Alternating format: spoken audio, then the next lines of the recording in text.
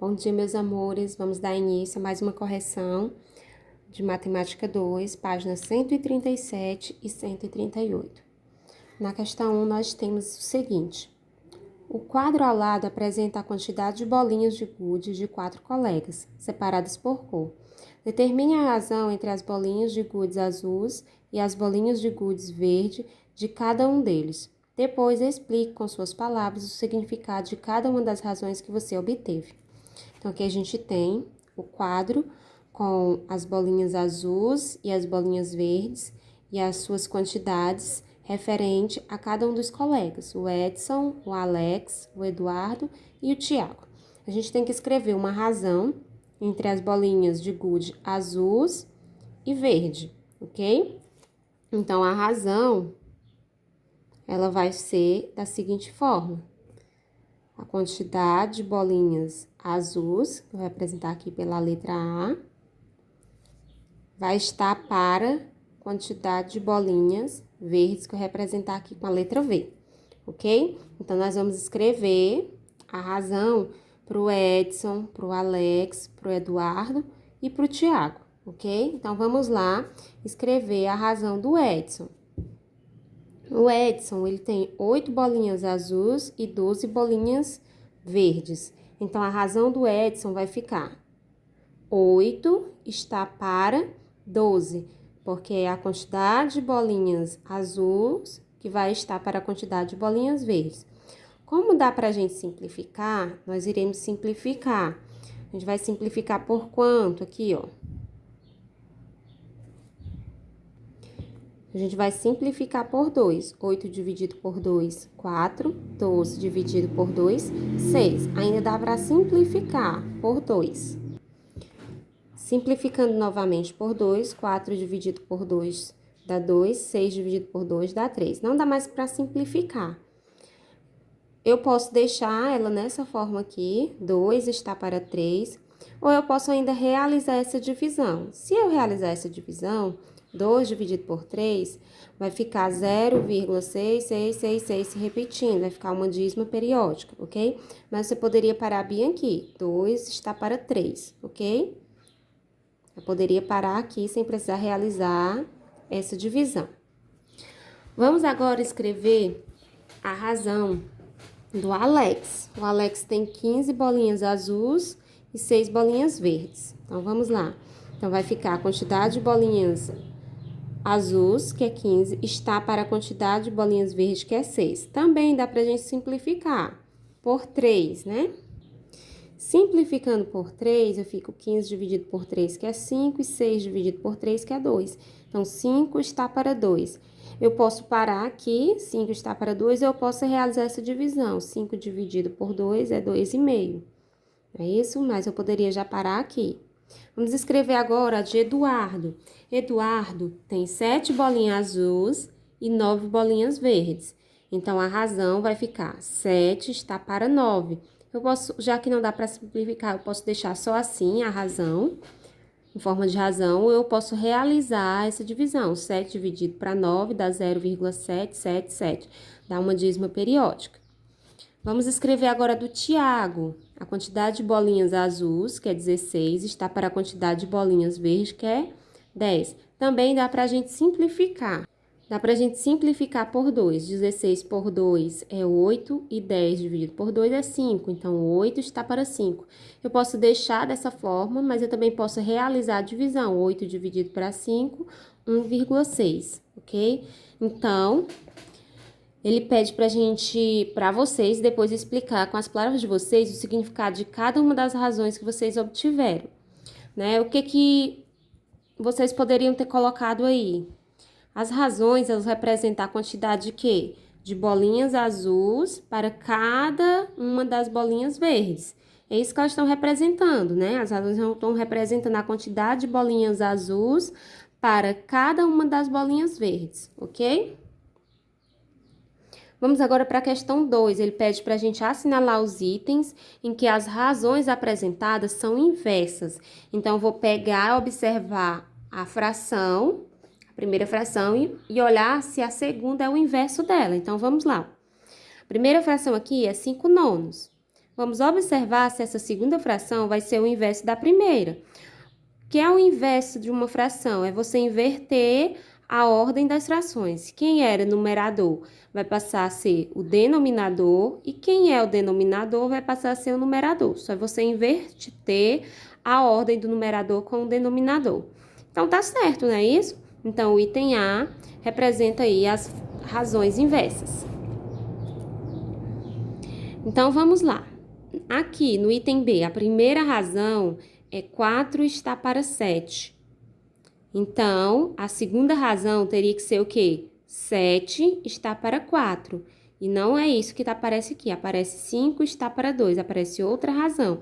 Então, essa aqui você não vai marcar porque não são razões inversas.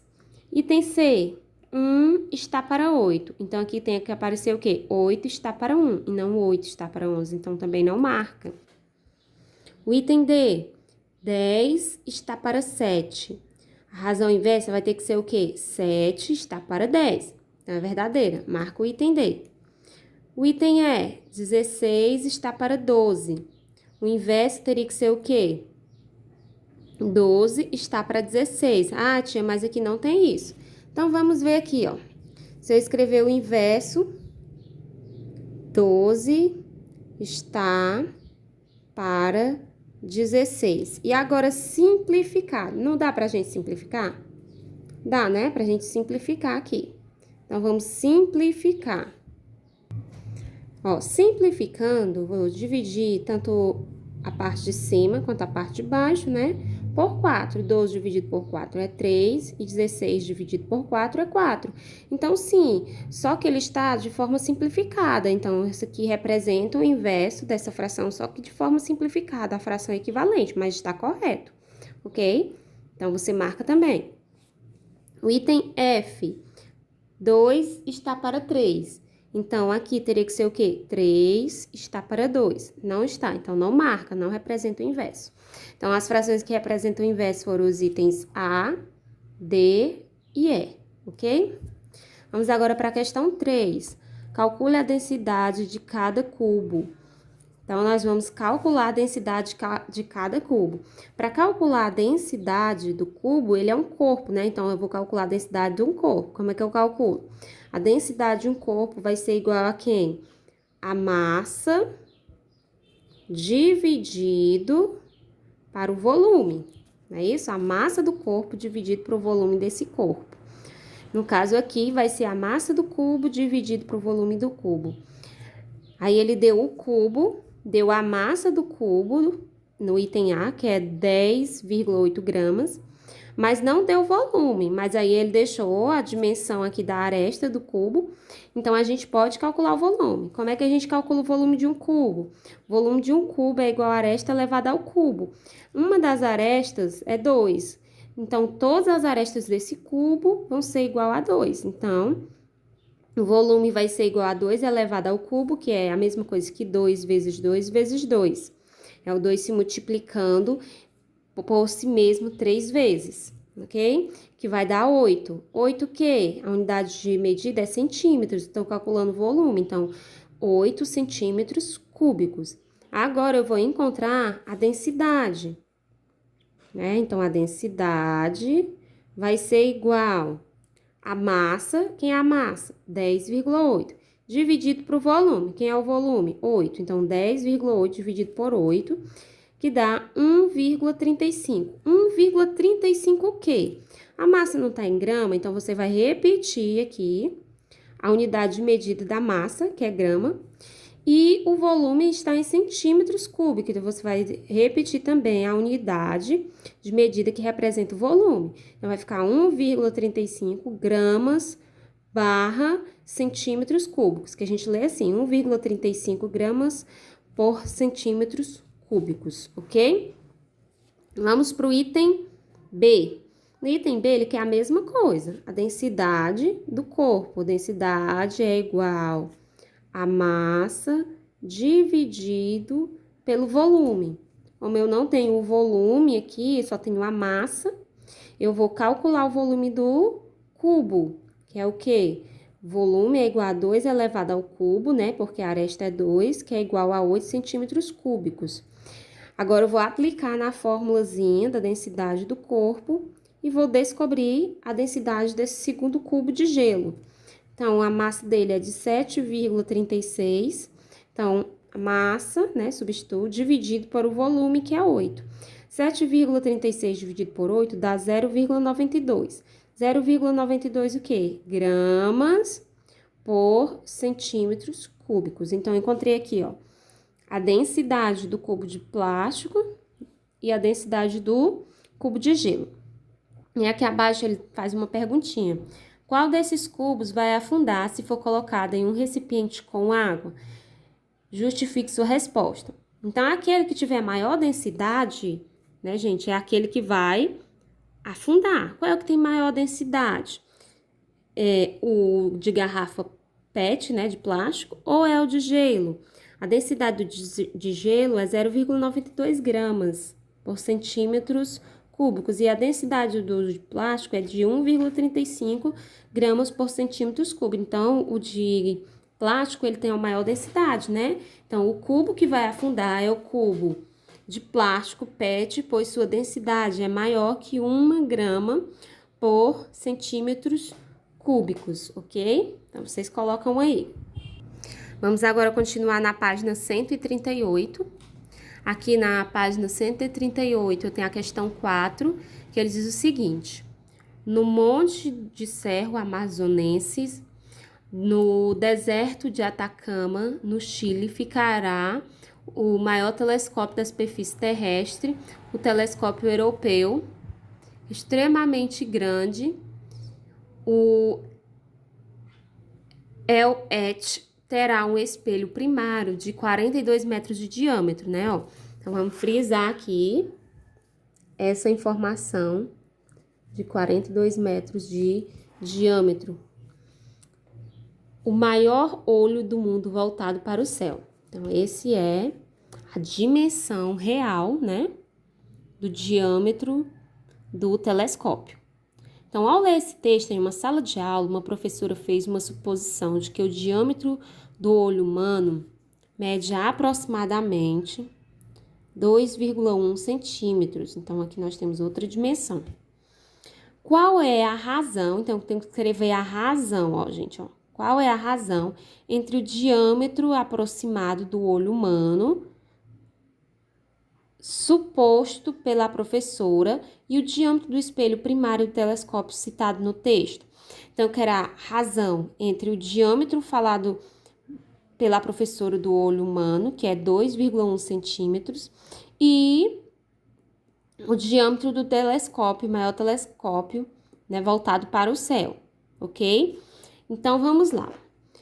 Primeira coisa que a gente tem que observar é que as unidades de medidas estão diferentes. Aqui ele está em metro e aqui está em centímetros. Então, nós vamos deixar para a mesma unidade, que é centímetros. Vamos trazer para a mesma unidade. Então, eu vou transformar 42 metros para centímetros. Só relembrando aqui, né, ó, as unidades de medidas, eu tenho aqui um metro. Aí, depois do metro, eu tenho um decímetro. Depois do decímetro, eu chego em centímetro. Então, eu quero sair do metro e chegar em centímetro. Eu vou andar uma, duas. Então, eu vou andar 2 casas para a minha direita. 2 casas decimais, que é a mesma coisa que pegar 42 e multiplicar por 100. Ok? Então, 42 vezes 100 dá 4.200 centímetros. Transformei para a mesma unidade de medida. Agora, eu vou escrever a razão, tá bom? Vou escrever a razão. Então, a razão vai ser igual a medida dada pela professora do olho humano em sala de aula, que é 2,1, que vai estar para o diâmetro do telescópio, que é 4.200.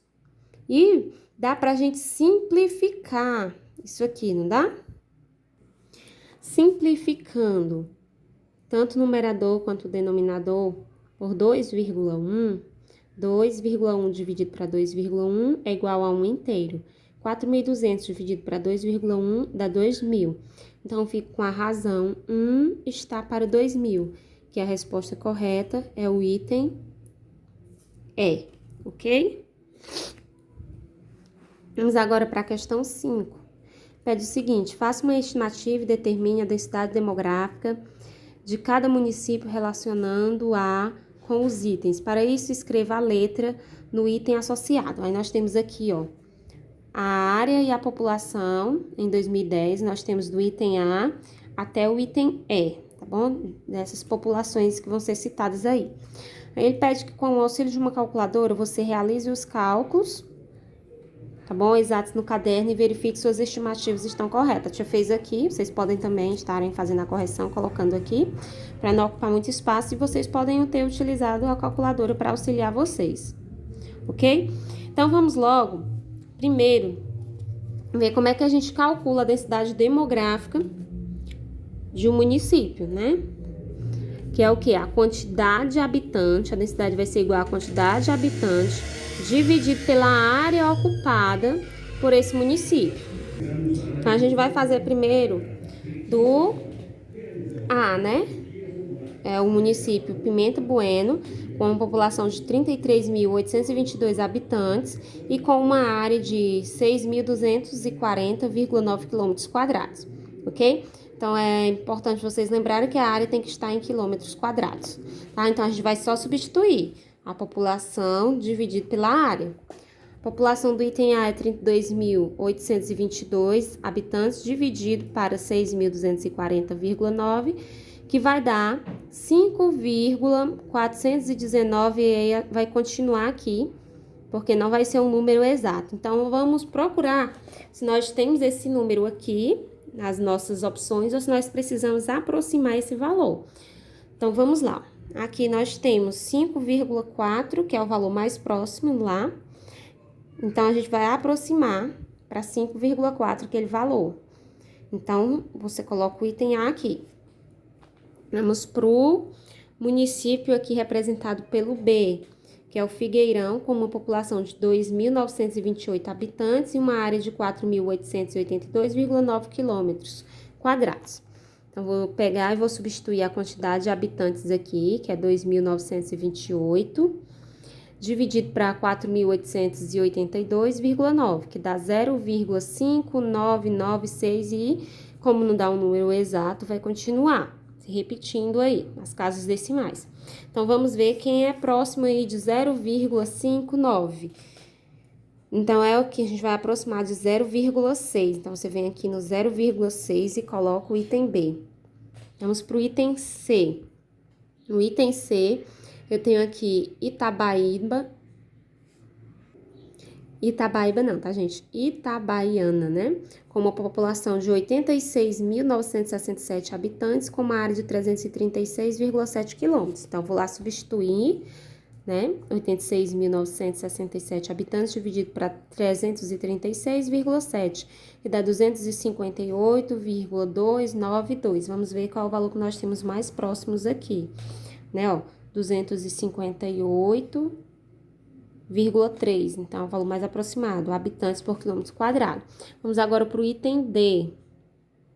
No item D, eu tenho São João de Meriti, com uma população de 458.673, com uma área de 35,2 quilômetros. Substituo aqui, ó, a população, que é 458.673, dividido para a área, que é 35,2. Vai dar 13.030,482,9 e assim sucessivamente. Então, qual é o valor mais próximo que nós temos aqui, ó? É esse aqui, 13.030,5 habitantes por quilômetros quadrados. E o último, que é o item E, São José, população de 209.804 habitantes, com uma área de 151,1 km². Então, vou substituir aqui a população e a área, realizar a divisão, que vai dar 1.388,5109. Então, vou procurar o valor aproximado, que é esse aqui, 1.388,5 habitantes por quilômetros quadrados, ok? Então, vai ficar dessa forma, A, D, C, E e B, ok? Ao finalizarem a correção, enviem as fotos da correção para mim. Inclusive, ó, eu quero essas continhas aí no livrinho de vocês, tá bom? Tchau, gente!